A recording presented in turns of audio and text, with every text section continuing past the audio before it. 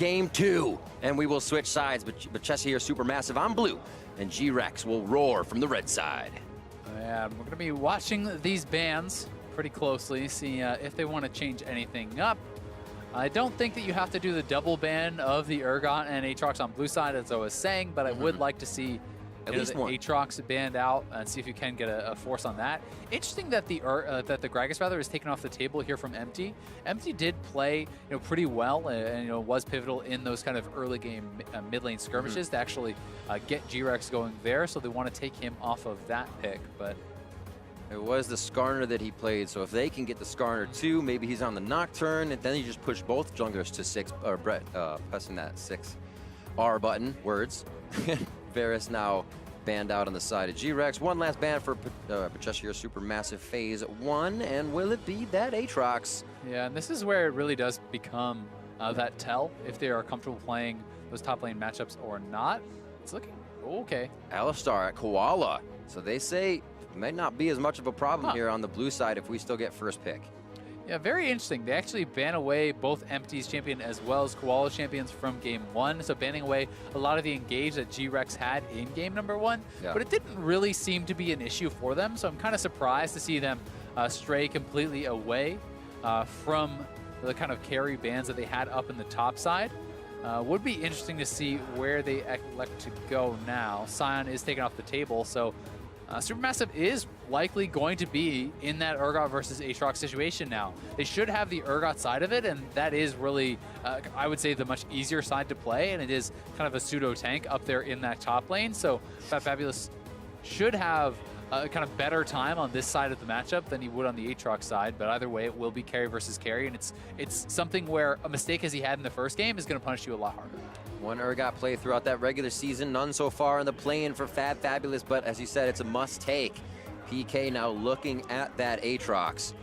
See if he can do some damage on it. One play for him in the regular season, so both these guys obviously have a bit of the champion understanding, but now we're going to see it at that world stage level. It's going to be Urgot versus Aatrox in the top lane, as both of these champions were banned out last game. Does Stitch get the Kai'Sa second time around? Yeah, I think it makes a lot of sense here. Take that Kai'Sa away from Zeitnot. We saw how dominant he was in those team fights on the champion. The Varus has already been banned away from him as well. So he is going to be having to look elsewhere. He did play 2 Varus games. He just showed the Kai'Sa as well throughout the play, and he played Caitlyn, Lucian, and Ashe also, but those are not really who you see as kind of those late game hyper carries. They fill a little bit of a different role. Caitlyn may be a bit of an exception there, but takes a long time to get online, and I'll be interested to see where they elect to go, if they want to go for the other side of the matchup with the Xayah. Lovers duo, possibly locking it in. Have some pretty good range between Snowflower and Zeitnot on that bot side. They are going to let the time tick down so they can just discuss things, and it is going to be the lock-in of the Xayah. First phase is over for Supermassive. And letting it tick down right to the end is always smart. If you're not sure, even if you're sure about that pick, if you're not sure about the next pick, you can be talking ahead and really, utilizing that time to the maximum. You do sometimes see teams really try to push the pace to force decisions more quickly in picks and bans, but oftentimes it looks a lot more like this. And 2 takeaways here now from GRX, taking that Skarner away from Stone-Aged, the Kai'Sa away from Zeitnot, but we saw how incredible Stoneflower was on the Rakan, and it's just going to be that much stronger now paired up with the Xayah because of the synergy that they have and kind of the inherent bonuses that they do get. And maybe they feel like they shut down a Koala a little bit with that Alistar ban as well. They're going to feel good about whatever goes in that mid lane for GBM, that he won't be hovered by the Mad Cow all game. Olaf banned out from Stone-Aged. His junglers have been quite unique up until we saw last game as that replay. Yeah. And we'll have to see what he puts in here. So his champion pool has been quite diverse. He's a big spot for the team to look at in champion select to really relieve some pressure. Yeah, he definitely is. I mean, 5 different picks, and they're all much more on kind of the tank side of things. And he has played the Olaf, J4, Skarner, Trundle, and Gragas throughout the play-in. So certainly is going to have a number of picks that he could look towards.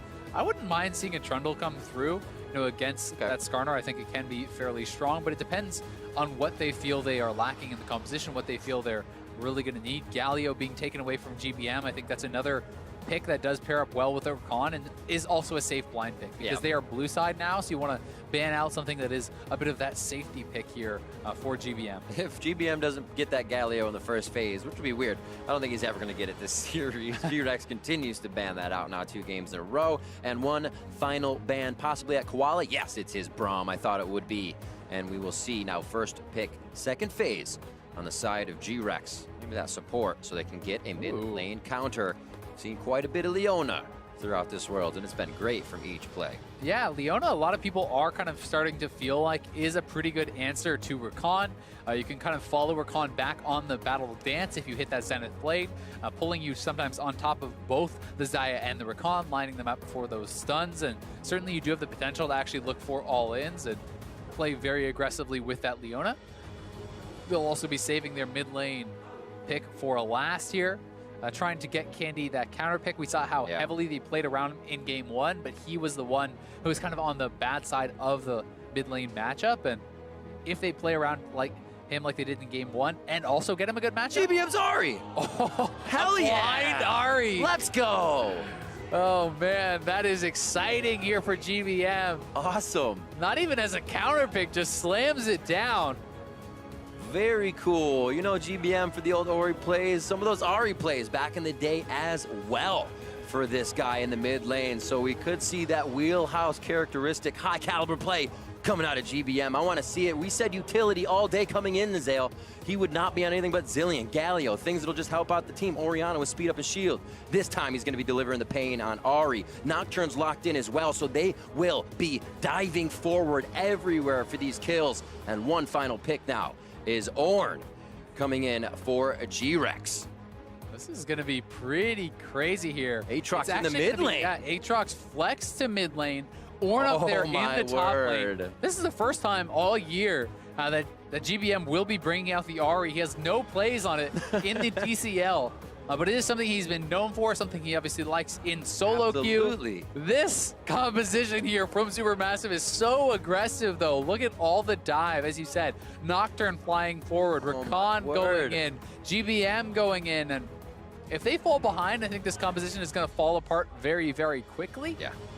Because it's much more of a stable composition here on the side of GRX.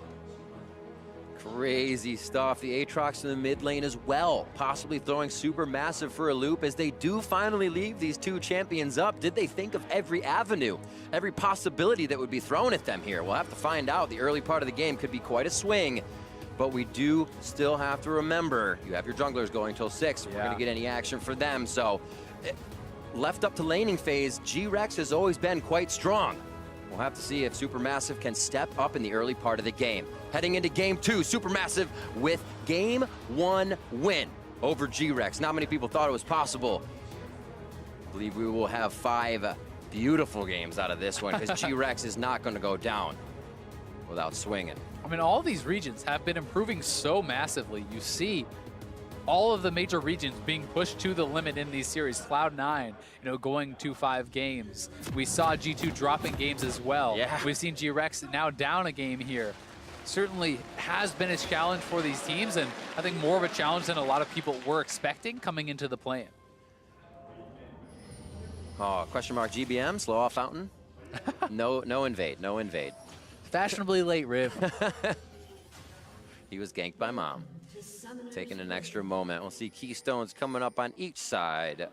Unsealed spellbook on that top, as PK and Fabulous will be reading bedtime stories to each other all lane long.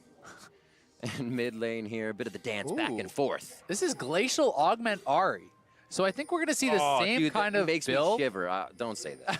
I hate it. Oh, you hate it? Oh, no. Well, I think we're going to get it. So I think we're going to see the same kind of build that we've been seeing popularized with the Glacial Augment Vel'Kozes recently. We go the Super Soaker and Spooky Ghosts. And the slows are incredible. So, I have not seen this, but it does make some sense as far as setting up the plays when you are fighting against a lot of kind of melee champions as well as kiting them out. When you think of these 4 melee champions that are moving forward with the Skarner, the Ornn, the Leona, and the Aatrox, hitting that massive Glacial Augment slow in a team fight not only sets them up for an easy charm, but it's going to be very disruptive in their team fighting. And this could be much more of like a kind of kite them out style of play that GBM is looking for, rather than a dive in and assassinate. And I think this is really, really cool, and I'm very excited to see how GBM will be able to pull it off.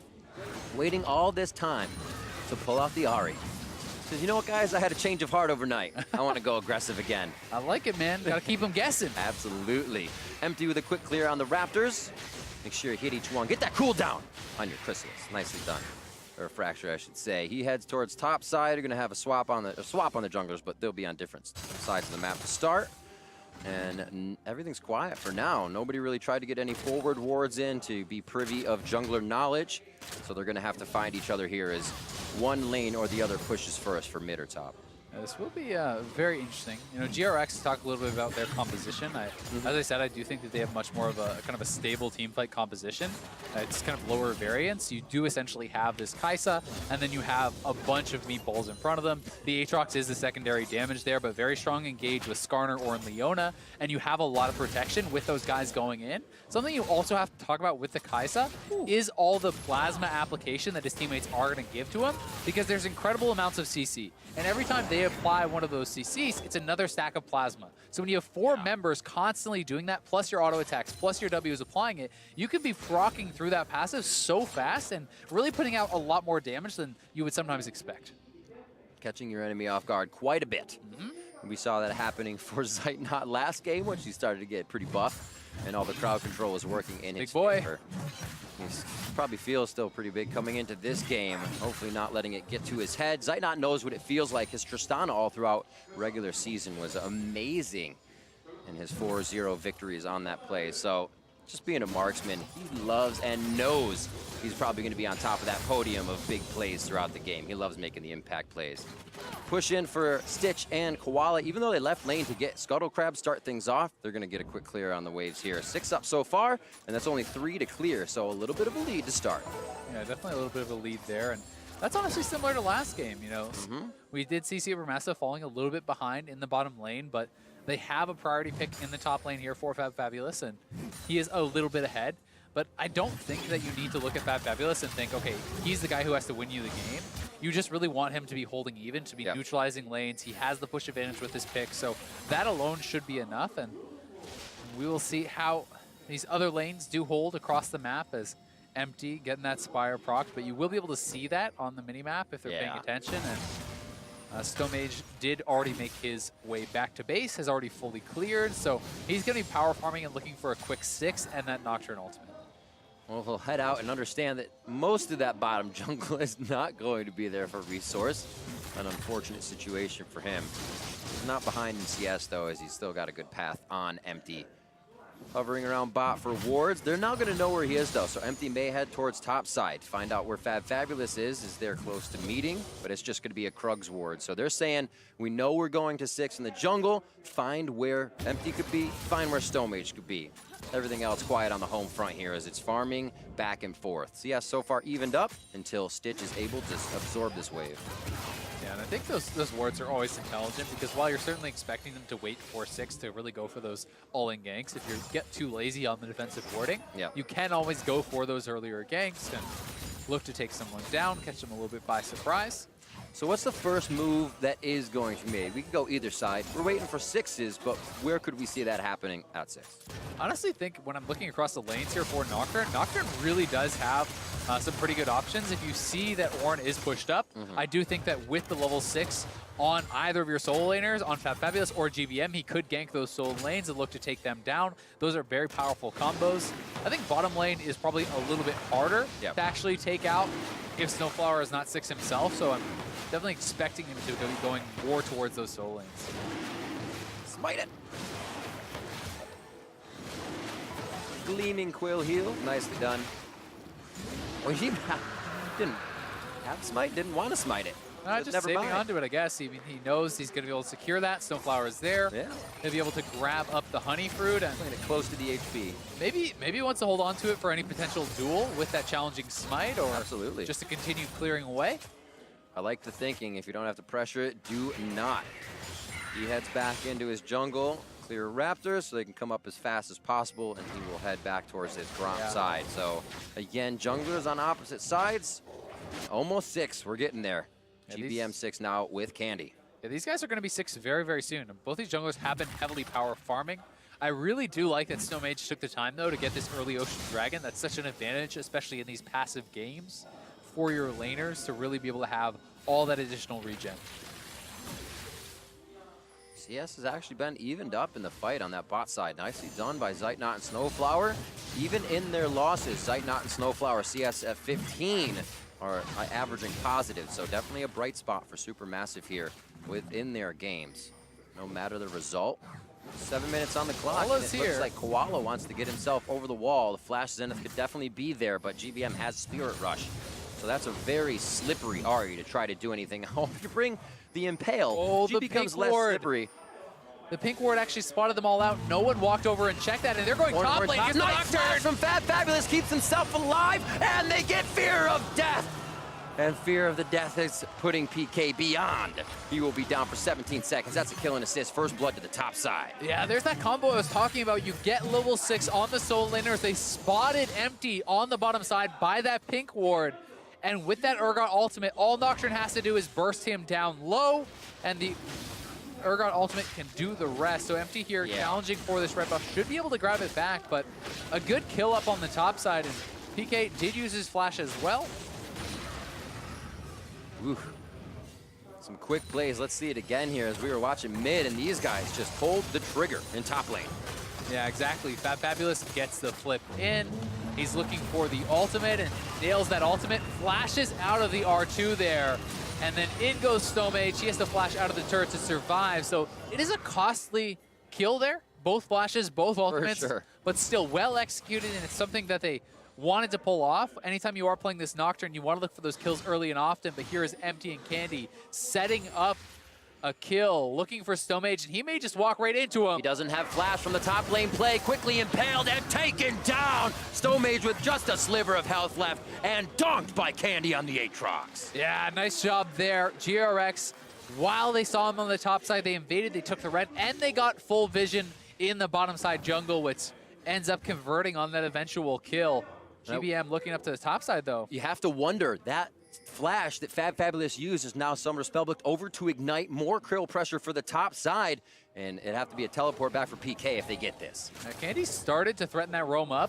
We'll see if they want to dive this. I think this is a tough one to pull off, but there's no MR and no HP built up. They telegraphed it in. Foxfire is going to grab aggro. No, Fabulous grabs aggro right away. Beautifully done on the Urgot for GBM to get the damage in and pick up another kill for top lane. Yeah, and that's what can happen here. PK building full armor, no HP. He's going towards either an Iceborne or a Frozen Heart here, and when you go this route, you have no health, no MR, and Ahri can really burst through you very, very quickly. So GBM shreds him down despite the fact that he's under his turret and at full health. Thank you, Unsealed Spellbook. Back to Flash for Fabulous on the top side, picks up too fast for him, and there's a lot more aggression towards Fabulous this game, and I should say help as well from Snowmage. We saw everything bot lane last game, so a complete 180 for SuperMassive in playstyle. Yeah, I mean, and it's looking really good because the bottom lane is still holding even. Really is. So they've picked the advantage here for Fabulous. They have played heavily around him, and he is really quite a lot ahead now. You can see that PK is probably building towards the pieces of a Catalyst. It's a Black Cleaver already done at 10 minutes here for Fabulous, and he already had priority in that matchup. It's just going to get harder and harder. Nocturne has the ultimate available, so they could actually look to go up there once more with that double ultimate combo, too. Haven't seen Candy do all that much, except for the invade with Empty. But this time, SuperMassive being in the lead, like I said, it's where they came out of the TCL knowing what to do with these leads, pushing small advantages. What happened top lane now gets rolled over into Rift Herald. And great job by GRX to notice they have to do something on the bot side here as they are losing a bit of top. They are getting pressured there, and they have taken away some, on the bottom side. They have been able to pressure in that jungle, and Zeitnot may get caught out here. Oh, could not react. He still has the Feather Storm to go out, but it's a 3v2 as Snowflower tries to save him with Battle Dance once. A beautiful charm on 3, and they should be able to walk right out of this one. Exit stage left. Really nicely done. First turret solo gold on the top side, and Nocturne is rushing down to the bottom lane. So if they stay around, GBM is coming. Nocturne could potentially join that fight. And nice charm, orb in. Not ticking in for a full fight though. Rotation up from the bot lane. Snowflower just played that so damn well, charming all 3 members there from GRX and pushing them back. Zeitnot being gifted that time to escape. Doesn't even have to blow his flash, so they get the advantage on the top side. They retreat on the bottom side, and SuperMassive are playing such an impressive series. Now up 2,000 gold. The majority of that is going to be on the top laners in that 1v1, and PK is really going to have a hell of a time surviving up there. Let's see what happened here bot lane once again, and the fast fingers from Snowflower. Yeah, there was a little bit of time where perhaps Zeitnot could have actually reactive ulted on the Leona ultimate. Somebody in his eyes. Doesn't. Yeah, so it definitely was. Snowflower, though, able to peel for him and keep him safe. So well done by the bottom lane duo, and it's not that big of a deal because it didn't cost him his life. It didn't cost him his flash. And he is building towards that Storm Razor. It's already done on Stitch. They are down in farm a bit, but being down 10 CS is nothing compared to the advantage they have on the top side of the Yeah, especially when that Urgot joins you in team fights. Yeah. You'll understand that that 10 CS means not much at all. I definitely want to see Stomage, though, continue to be active on the map. I want his ultimates being on cooldown constantly. You are playing this Nocturne where I think it does get a lot harder the later you go into the game to really have that teamfight effectiveness, as you are a fairly squishy diver. So looking for these fights early and often really is something you want to do. And going up to the top side, if it's going to be PK isolated, you can find those 2v1 pickoffs, push turrets. Solar Flare just coming off of cooldown. As Snowflower is in and out. That was literally off cooldown from Koala. They were trying to force it. Snowflower, again, peeling brilliantly there. They do get the flash out of Zeitnot, so it was a nice attempt from GRX, but Snowflower is just playing this so damn well. Gets the grand entrance there onto 2 members, knocks them up, and keeps Zeitnot completely safe.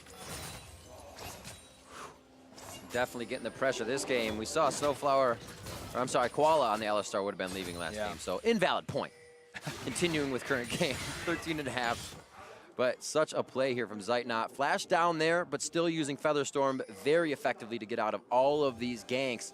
And they are noticing this is the guy that was 12-0 in a matter of minutes last game, and he's gone even in lane. This could be damn scary as we get here to mid-game. It really can, and you can kind of see that GRX is feeling the pressure to get something done on the bottom side of the map. Their top lane is really hemorrhaging a lot of gold, a lot of farm up there on the top side of the map, and they're saying we got to make something happen on the bot side, but SuperMassive is handling it, and they're going to take the mid lane turret with this Rift Herald. Easy peasy. Nice push from Fat Fabulous. He put 2 wards very deep in the jungle long Super ago. Silver. Charm onto Candy. He is down. As that is going to be Sweets for the side, a SuperMassive. Turret's going to go down to mid lane as well with the help of Shelly. Koala looking from the right side. Solar Flare again off cooldown. He is just using that as he calls for raise from the sun. And it is not going to have too much effect on SuperMassive as they head out with more gold in their pocket. Yeah, it was a nice ultimate there from Leona, but no real follow-up. Candy's already down, so not going to be able to make anything happen from it. But we see that GBM, the early buy, already getting shown off here. And being able to use that Glacial Augment really, really effectively. You hit this massive slow. Candy can barely move. He hits the charm out of that, and then they follow it up with the CC. Aatrox cannot even get his ultimate off before he goes down, and I think it honestly makes a lot of sense. It's kind of guaranteeing those skill shots and being extremely frustrating in these team fights for this 4 melee squad. It's going to be so tough to ever really catch Asari, and here it goes. Look at the slow. Does land. Actually didn't even catch onto Candy there. Did catch empty, and you see that slow ray go down, but just a really good CC chain over onto the Aatrox. Very happy coaches for our Acer Predator replay, and SuperMassive is, their coaches aren't going to have any voices after this game. They're probably yelling louder than the fans right now in support for their team, but I'm sure the fans are very pleased with the results overall of SuperMassive, a team that has struggled at international events, decent placement at Rift Rivals, but MSI always falling short in 7th and 8th place. To fly through their region this year and then make it this far in Worlds, one step away from the main stage and a ladder away from the Summoners Cup. It's still the closest they've ever been, and they're ready to play for it. Yeah, I mean, even just making it into that group stage, getting all the way through playing is so incredibly difficult, and really would be a massive achievement here for SuperMassive, for the TCL. Something that they have not been able to do before as SuperMassive, and really looking to kind of get that under their belts. It would be amazing. You think of how we talked about GRX from the LMS. Usually it was kind of Flash Wolves, AHQ, all these teams that you heard of. And then GRX coming through, a team that did place 5th, but also powered through the regional finals. And we're kind of seeing that play here, but also maybe a bit of that regular season 5th placement as well. We saw GRX have kind of a Cloud9-esque season. Shoddy in the beginning, hold it around at the end. So hopefully here they're still carrying that good momentum as they would want to into the play-in knockout stage. Yeah, and for a lot of these guys, they don't have a lot of international experience either, right? And there is the nerves that can come into play. GRX showcased a strong group's performance, but there were some questions about how strong was their group, how strong were the opponents, but here's the engage. Oh, they get empty. Will they be able to take him down right away? Oh, they're onto the back line and trying to get away as Stitch. He goes down immediately. Stomage getting out front of the turret. Koala's going to be the next one to go to possibly as Empty gets pulled in. A Fear Beyond Death. And they're going to drop PK. The turret isn't even damaging Fabulous as the team can prioritize the next target. GRX is looking to save their hides now as bot lane turret goes down. They head to base and SuperMassive heads to the bank. Oh my God, what a crazy fight there for SuperMassive. Everyone just piling in onto Stitch. It's gotta be so frustrating for him. And again, Snowflower is just shutting down all these engages. GBM gets ultimated. Does he peel the Skarner? No, he goes past. He shuts down the follow-up. He shuts down the DPS, and then everyone diving down onto Stitch, knocking him out so quickly from that fight. And the ultimate from Urgot, Fear Beyond Death, pulling in Empty, taking him out. They do get the 2 kills. They do get the turret. And SuperMassive are just playing this comp so well. I talked about how difficult it would be for them if they're playing from behind, but from ahead, you have so many engage tools, so many ways to start those fights, and they're going to be able to have all the cards in their hand to look to close this one out. Absolutely ridiculous. It is true. SuperMassive from ahead continue to pressure all the time. And it does not look like GRX knows how to play against that at this point. 2 games in and they're still struggling a bit. GBM now heading to top side. Spooky Ghost builds up, so now he can definitely hit confirm anything, and if you're halfway across the map, he's going to be there to take you down anyways. It's also really nice, actually, if you want to try to go for this more 1-3-1 style, if you're pushing out side lanes, you can use the Spooky Ghost just to be scouting it out, checking if anyone's around you in the jungle. Super safe. For escaping as well. That procs the Glacial Augment. There's almost no chance of chasing this guy down when he has his ultimate up, and all those massive slows from the Glacial Augment. So SuperMassive looking to get control in the side lanes, then group up and find and engage. You have to remember, even if PK has TP available, which he does not right now, you cannot actually TP in when the Nocturne ultimate is up. So there is that window of time that SuperMassive have to take someone down. Ooh, GBM very low. One last hit. Candy flashes forward. That's going to be Stomage there, ready and waiting. So flash down as they get aggression and impale out of Empty on the top side. SuperMassive pressure gain. Now, even with that full Skarner ultimate to land on a GBM, can't quite take him down. Have to imagine that was a face check there from GBM. No other reason. Empty should really be able to get into melee range without using that flash. But either way, he does escape, trades the flash, uses his ultimate.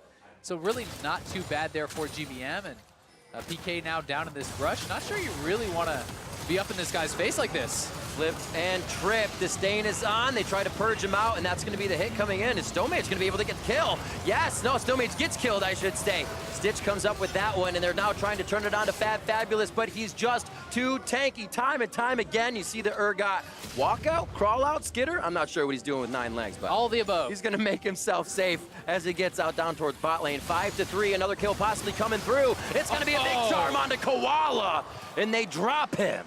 Just absolutely take him down there. The charm landed from GBM, and CC always there to follow from Snowflower. These guys have been playing beautifully together. Really nice pick to get another one back there for SuperMassive, and they are very far ahead. 6,000 gold, the lead here, just past 20 minutes.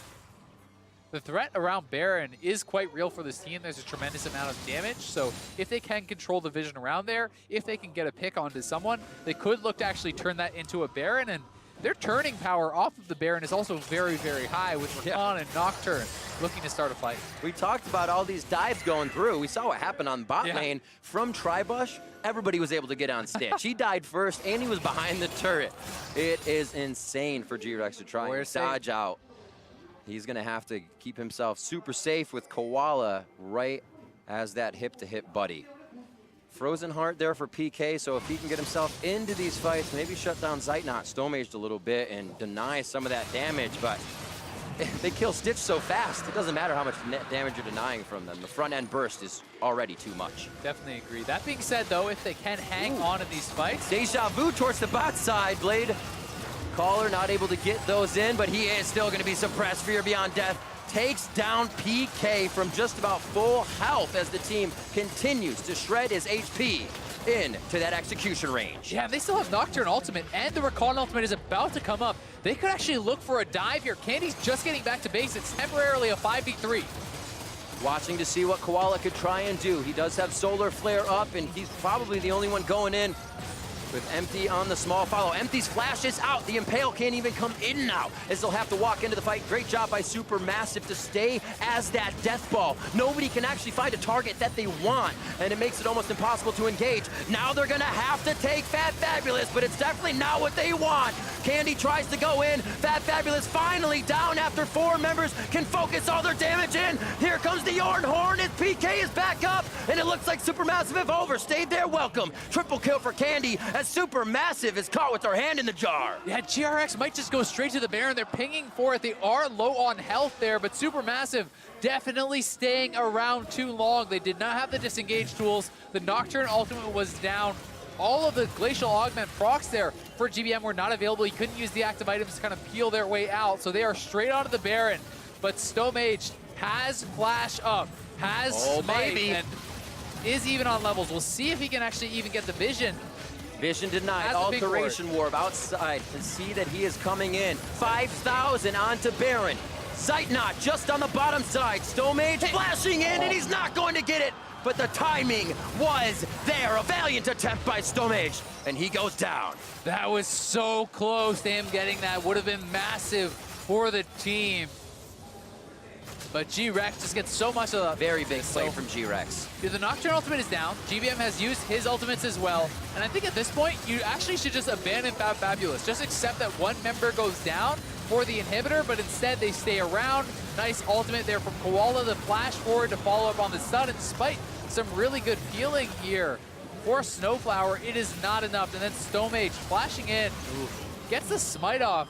That was so close. That is within milliseconds, those 2 smites went off. Everybody loves the attempt. It's always there. You will always clap for that. As we see everybody having a great time in Lowell Park, taking it in on site as these teams fight for their right for the Summoners Cup. 25 minutes into this one. Our final best of series in this play-in knockout stage. Will SuperMassive or GRX proceed? SuperMassive right now trying to write that page. Yeah, I mean, GRX certainly have bought themselves a new lease on life off of that play, but they are by no means in control. They're still pretty far down, so SuperMassive need to stay calm. Horn's gonna start the fight off as they do see Charm is down for GBM. They try to focus him. Suppressed in is Fat Fabulous once again. Snowflower goes in with a 3-man knockup. Is the follow-up damage there as all of GRX starts to go low. Fear Beyond Death gets onto Candy, but he is able to resurrect with World Ender. Stitch goes in, the Cathian Rain gets the double kill to come in. He throws down the stopwatch, and he is safe in place. They will be able to grab mid lane, and a huge fight from GRX after Baron. 2 for 0. They're gonna get so much now with the Baron buff here.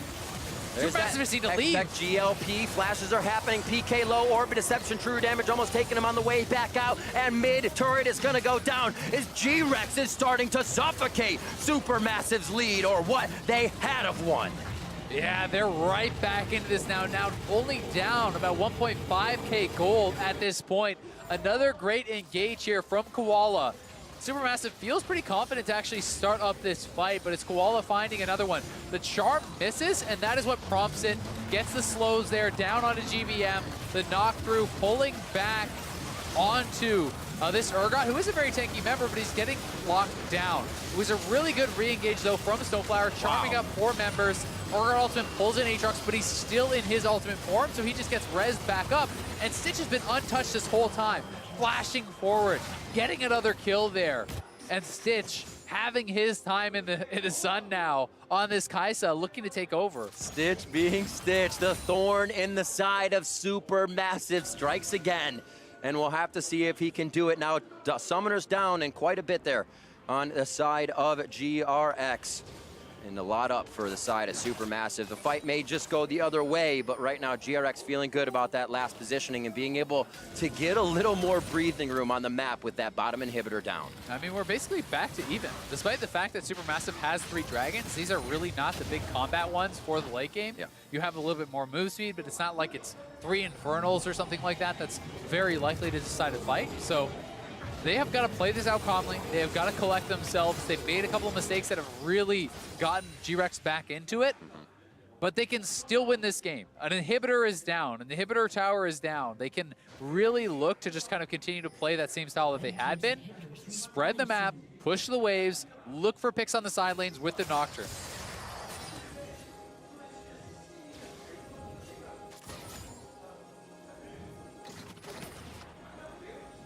Resetting on both sides of the map. You see Baron wearing off now for GRX. 4,800 gold power play. The same play from Supermassive. Deja vu! This is the fight that went in favor of GRX, but it's starting off on the right foot for Supermassive as they again shock and awe. They GLP onto GRX, and now the chase is on as GRX cannot return the damage. They've lost GBM.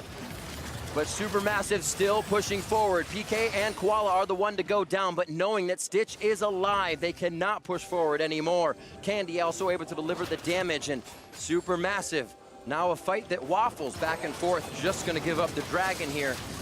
And that's the first thing that's really been slow about this game, to be honest. Everything's always been all the way down a lane, a full team fight ace. These little things are good for either team to even it up. We want that huge fight in the mid lane once again, but here's another one. This was just a great engage. You hit the Ari charm, the engage comes through, the Urgot there for the execute. They get the fear as well over onto Orin. And GBM here lands some really nice slows. Everett is completely locked down, but then he goes too far forward. He ults forward into empty, gets ulted up. He does have the QSS, but he does not have a Zonias or anything to actually get back out and survive. So if he wants to play that aggressive, he really does need to pick up a stopwatch or something along those lines. So a bit of a mistake there from GBM, but he really is trying to play this utility role in the team fights, and it's a very creative style of play, but Stitch is putting out a ton of damage. Candy is still putting out a ton of damage, so they have to respect that. Even with a good start in the fight, if you miss position, GRX can turn it around. GBM picking up loot. He'll be able to dance around a little bit more. Quicksilver Sash in his hands now so he can be a slippery fox and make sure all that damage sticks onto his opponents. Roaming around with Snowflower a little bit towards the top. GBM and Snowflower, new members to the Supermassive team as of this year. So awesome to see that in such a short time, everybody was able to sync up in that skill level and really come together as a team.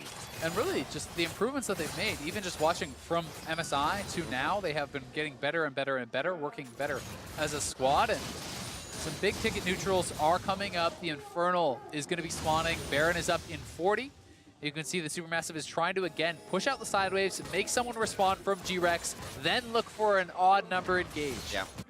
Got to see these GAs being up, though, as Stome is up. And is also Fabulous is up. This is going to be huge for the fight. A little bit of damage here, possibly onto Candy, but GBM's looking for a target he can zero out if Stitch makes a bad move. This guy, he's not really going to position that bad, though. You'll see Glacial up and off of the Spooky Ghost. Nice in coming in from Snowflower. Is it going to be enough, though? They take down Koala right away, but they're not able to trade too much more damage forward just yet. PK's close to going down, and now Empty and Candy have their eyes set on Fabulous. They pull him back to Stitch. It is a double kill for Zeitnot, but Stitch is alive on the outside, now forced out of the fight. It's not looking good for GRX. They have been pushed into the base, and Supermassive wins in the jungle fight once again. They can go straight to Baron now here. Another great engage facilitated by the Glacial Augment Ari. They're going to be able to go right into the pit, and Empty is alive, has his flash, but this would be a tough one to get. He's by himself over here and has been spotted on the ward. Empty, can he say it? I can do anything you can do better, only if you can make it over the wall to flash and smite though. 3,500 HP on to Baron.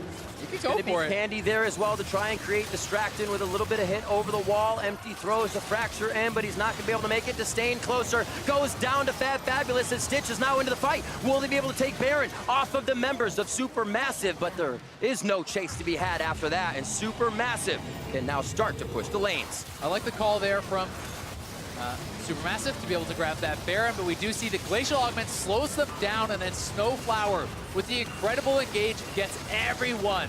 Flipped back in was PK from Fabulous, and popping the Stone Blade on the right side. This Urgot is just so damn tanky, absorbing so much damage there that he's able to buy a lot of time, pushing back GRX into their base. They go over to the Baron, and then we saw Fabulous makes the call to give up his life to take down Empty, and I think that's the right call. Because it eliminates the chance of a 50-50. One life to guarantee that Baron is so much smarter of a play than just chancing it and hoping all 5 stay alive. And you see how much of a factor the marksmen are playing in this game. Yeah. Stitch being alive started to do some real damage in that fight, but he could not close it out. And main point to probably the last 3 fights from SuperMassive, they have all been coming from that top red side of the map. GBM's first charm that actually resulted in GRX pushing mid kind of a little bit better in that fight was from the left side. Again, the left side covered by SuperMassive. That fight was just won, and Baron results. And that's the vision you're talking about, right? They're controlling the vision in that area. That's allowing them to find the engages, and really they have been doing a fantastic job of it, because you can't just walk straight up 5v5, walk into this team and fight a SuperMassive. You need to find picks, you need to find preferential engages, and they have been doing an excellent job at getting that initial first kill in the fights that they're winning. Top turret down. Too difficult to secure here in defense for GRX, so it goes to SuperMassive 7-2. And turrets, mind you, here, SuperMassive starts to destroy every structure on the map that GRX has. We need to see SuperMassive now play with some patience, though. Look at this minion wave in the bottom lane. That is enormous on the mini-map. That will push up and actually be able to pressure the inhibitor tower on its own, the inhibitor itself. So really, they just need to sit around, don't rush it, wait for someone to have to go wave clear that, then look for a dive if they're going to. My eyes are on Empty, also looking at that Ornhorn. Candy tries to go in, nearsighted, and that is going to be, I believe, GBM getting locked in. No, it's Snowflower, so he cannot initiate, and they are able to get the kill. So as you said, not being patient enough, not buying enough time, and thinking the Baron minions were their safety to stay. Yeah, and that was really not the play you want to see SuperMassive make. From this position, you should be able to close this game out, but look at how aggressive they're posturing. You need to wait about 45 seconds or a minute longer, and those minions will kill the inhibitor for you. They will win the game for you. Instead, they move forward. GBM gets caught out there, blown up. Zeitnot as well, getting caught, and everything has to blow every summoner to actually get away. That means Snowflower is going to go down, so not only do you not get an inhibitor, do you not get a tower, do you not end the game, you're giving up multiple kills, you're giving over the Infernal, and you're allowing GRX to have more and more chances to win this game, because Stitch now has his death cap completed. With Zhonya's and QSS, he is hard to take out, and this game only gets harder for SuperMassive. We're starting to see kind of a clear night and day picture. These fights from SuperMassive, they have that vision on a quick charm out of the jungle. That first save from Snowflower, very much in favor of SuperMassive. If GRX can see the fight for what it is, 5v5, they seem to be outplaying these fights overall. Exactly. I mean, if SuperMassive is not surprising them and getting an instant pick, they're probably not going to win the fight. So that's why all they had to do was wait.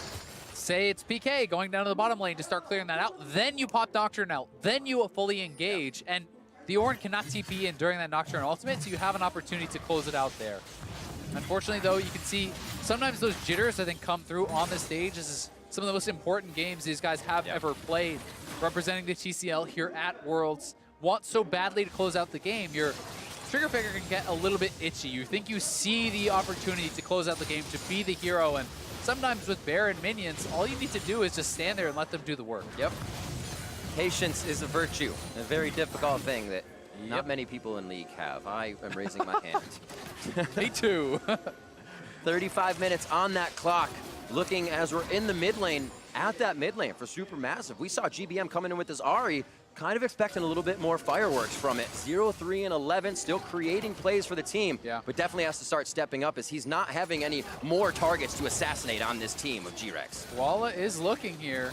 This is Close on the played, but yeah, I mean, the Ahri is playing more of kind of the supportive style of role, slowing them down, but they're looking for a fight now. Zeitnots gets his Storm onto that Feather Storm, rather. On his Zeitnot! Solar Flare. Koala goes in, and it's going to be Zeitnot going down immediately inside the fight is Snowflower, but he goes down before being able to pop anybody else up as Stitch starts to pick up the kills we saw him getting last game. And now Fab Fabulous is going to find himself going down. Huge plays in the triple kill for Stitch. Another deja vu. I cannot believe this is how GRX is able to come back in each game as SuperMassive finds themselves. I think this is the game. I think GRX is just going to walk it down and end the game here. The respawn timers are too long. They couldn't cut off the minions, and GRX should have it here unless GBM can pull off some sort of a miracle. Inhibitor's going to go down. GBM the only one left here. Stomage on the backside saying, walk this way, look at me. He's trying to hit up empty. They go for the turrets, and GRX has just flipped this game on its head. A few minutes ago, GRX was defending their inhibitors, and now inside the base of SuperMassive, they are putting on a clinic to take down the towers. Here it comes from Snowflower. Zanya's in from Candy, and game 2 goes to GRX. What a turnaround there from GRX. They were on the brink of defeat. Could have easily been down 2-0 here, but they stay calm. They stay poised, and they capitalize on the mistakes when SuperMassive made them. And they are able to tie this series right back up. Well, it feels good to win. There is definitely a lot of sighs and groans on each team of great plays, but why are we still making these mistakes when we have such a clear lead? Yeah, it really was, and I mean, SuperMassive are going to be kicking themselves there. So close to closing it out, couldn't quite do it. Not at all. So to give us a rundown on how GRX tied this series, let's send it over to the analyst desk. Well, thank you very much. It seems like GRX shook off the nerves, the momentum, whatever it was that they had after game 1 just in time. But once again, they were put at a deficit in the beginning of the game. And when we look at the compositions, there were some interesting choices on both sides. It's also always the big question mark. Where will Urgot go? Where will Kaisa go? And this time, it was an opposite team. I hope Urgot goes on the ban list. I'm sick of this champ. Like, he will make anyone who picks him look good in laning phase. Is this just because Fab got a kill? No, it's not just because of that, but that's maybe the straw that broke the camel's back. I have thought Urgot has been broken for a while, and this maybe confirmed it for me. And he had a great game for Fab Fabulous. But it lost. Yeah, to stop memeing, he had a great game on it. But like, he was someone who's been struggling habitually in lane, and this is one of the few times he stomped it. Orin as well is just not a great pick. And a big change up for SuperMassive, because the first gank happening in the top side of the map, getting Fab Fabulous the kill, Snowflower protecting the bottom side of the map because he gets his hands on the Rakan again. So the Rakan for me, because if SuperMassive were able to finish the game, I'm almost certain that Rakan would have gotten the player of the game 2 games in a row. But unfortunately, as you already mentioned, the game turned into tide. But I really love the fact that the bottom side of the map, Zeitnot and Snowflower, were playing defensively now that Stomage was playing to the top side. Yeah, and the final point on the draft, of course, is the debut of the Ahri, which is copying the Vel'Koz build that we've seen for a little while now, the kind of utility, glacial augment, build a bunch of the spooky ghosts and the GLP items. Raz, you want to take the breakdown? What's the verdict also, like, from early and kind of the shenanigans into those late game team fights that we saw? Well, I mean, a lot of it was playing and catering to the mid-game strength that the Ahri was bringing to you. Because here are the rune pages, the glacial augment. We already talked about it, was very Vel'Koz-esque, old Echo-esque, where you're trying to get the slowdown. And here, the biggest point to me from the rune page is that you have the 20% CDR immediately coming out of the items. So once you have the 2 activatable items, you can end up slowing people down. You can use it consistently. Ahri was playing to the top side pretty religiously. 2 kills in the top side of the map really early. PK couldn't get a rest, and it was because GBM was able to not only have a good control of the lane because of the minion dematerializer, but then had the access to the top lane. And the way it works with Ahri is pretty easy too, because you have your ult to gap close, which always puts you in GLP range, and then the slow combined with the glacial augment and the GLP give you basically free Ahri charms. And the concern is usually well, you're losing some damage with this build. But with an Urgot, he basically just ults the target that you've already chunked out, and you pretty much always get the execute. It's a great combination. Yeah, I think we have to credit kind of the inventiveness there that we have credited GBM for in the past as well. And in the early game, that all worked out, as we said. So let's first take a look at, the early game team fights for Supermassive, where I felt like, oh no, is this going to go the same way like it did in game one? Because that's what it looked like. Yeah, it was really strong coming out of Snowflower, because once they placed the Rift Herald mid lane, because they had great control on the top side of the map, they were just snowballing into the bottom side of the map. Poor vision control ultimately coming out of GRX, but they were still trying to defend the area so they can hold the bottom lane tower. And when you don't have the control, so you don't see where Snowflower is, but you're still holding your fort, then creates fights like these. I do feel like GRX wasn't shell-shocked in the way that they never put up any resistance anymore. They tried to, but Supermassive was just better early. Yeah, they were basically trading out the topside pressure early for their own attempt to place bottom, but like Raz said, Snowflower expertly defended those until they finally flipped their pressure down to the bot lane as well. And for a while, I thought GRX was looking at going down 2-0 and having basically to run a reverse sweep to come back. Yeah, I did as well, and I think this is how we should look at this next replay. This is possibly series or groups saving for GRX if they end up winning, how they hold off Supermassive of their base, because if they lost that fight, it was all but over and they are down 0-2. So how did they do it?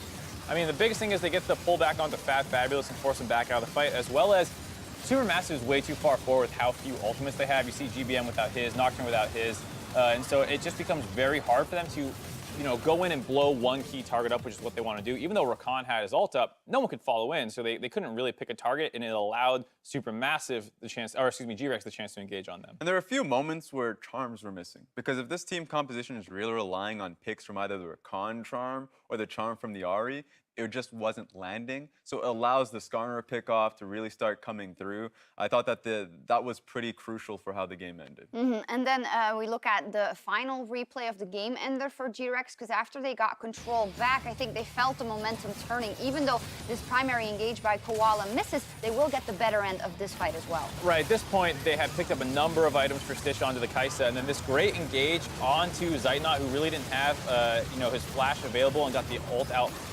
force ult really early on.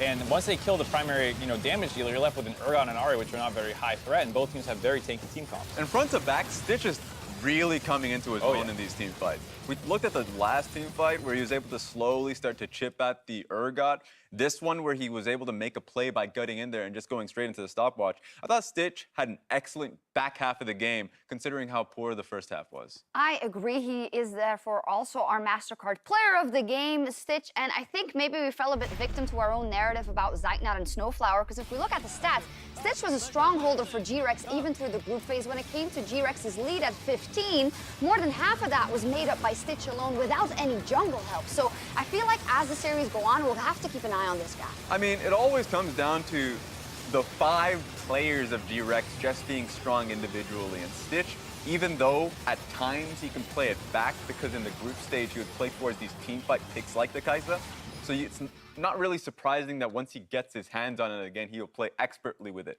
I think if it comes down the line, individual player to individual player, that the bottom lane is going to be incredibly fiery, which is unfortunate for Supermassive because that's their place where they do go towards early and late game. Yeah, and depending on how the draft moves forward from here, if we start seeing the Urgot just being like, all right, he's off the table, that might flip a lot more of the tension down the bot lane now, because it does feel like both marksmen are the primary carry players this series, and if there's no longer that many carries in the top side, they just default to tanks, it's all going to be about snowballing your bot side. So a lot about the bot side. Since we're all squared up, I find it pretty difficult to see who has the advantage now. You could say, well, GRX shook off the jitter, so maybe they returned to their group form, but then Supermassive came out swinging game one. What do you guys think? Yeah, exactly. I think that's possible, but you're right about Supermassive. I think Supermassive not only surprised me with having a really good game plan coming into this series, learning from their group stage, and isolating the topside matchup, or at least in the pick and ban. But what I really love is once they slow the game down, that they have great control wards with Stone Mage and Snowflower when they really look to invade. So this was a blemish in the series. I think they'll come back strong in game 3. Are you changing your prediction from GRX to Supermassive? Yeah, Flip-flopper. This is going to be a first flip-flop, all right? It had to happen at some point. We got a winner. Okay, Mark. I'll keep it with GRX for now. I want to see kind of how it develops because I thought game 1, GRX still looked pretty good, and then they felt like they just kind of backed off the gas pedal a little bit and it allowed SuperMassive to make their own plays. Yeah, feels like a 5-gamer to me. Let's see. GRX mounted a comeback versus SuperMassive to tie the series, but we will see who can take game 3 after the break.